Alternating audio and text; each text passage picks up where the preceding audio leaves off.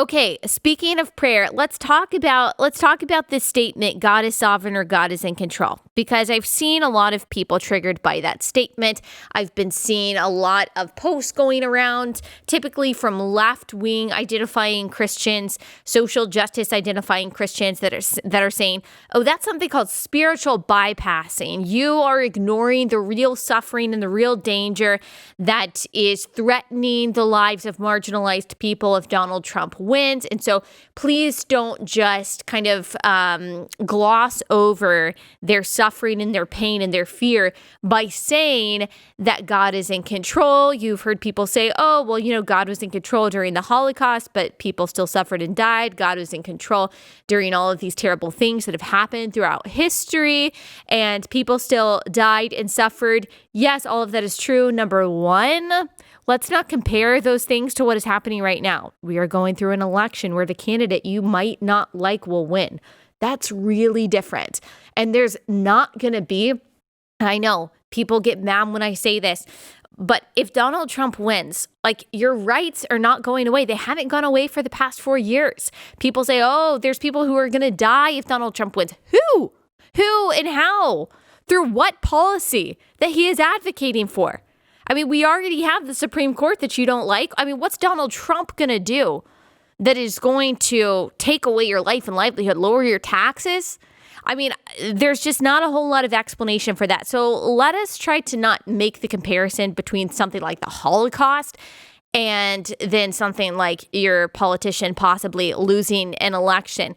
But the question is, should we be saying that God is in control when we are in a crisis? My answer to that is absolutely yes. Now, as I said on Instagram, saying that God is in control as an excuse for complacency, as an excuse for apathy and paralysis and not doing anything is a sin. Obviously, saying that God is sovereign is not an excuse for disobedience. It's not an excuse for laziness. It's not an excuse for us not to take things seriously. You guys know, I think it is our right and it is our privilege. It's our responsibility as human beings, especially as Christians, as good stewards of the time and the resources that God has given us, the freedom that God has given us. It is our responsibility to use that wisely for the good of our families and for the good of other people. And I think one of those things is voting and being involved in politics. As I already said on this episode, politics matter because policies matter because people matter.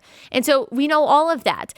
But in light of the gospel, our attitude towards those things changes. And so when we say that God is sovereign, that God is in control, that Jesus is going to rule in perfect peace, that he is seated immovably on his throne, and that he is not freaking out, he is not surprised, he's not wondering what's going to happen. Matthew 10 says that all the hairs on our head are numbered. And so I know that he has every vote numbered too.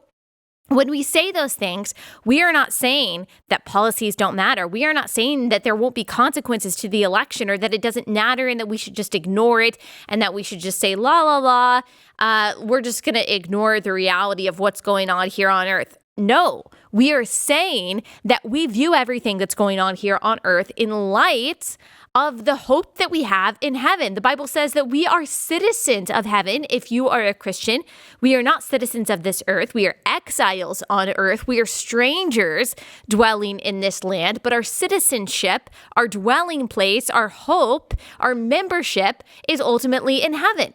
And so we view everything that's happening in that light. That gives us assurance. That gives us peace. That gives us serenity. Yes, even when the trials are real, even when the tribulations are heavy, Jesus promises that we will have trouble in this life, but he says, take heart.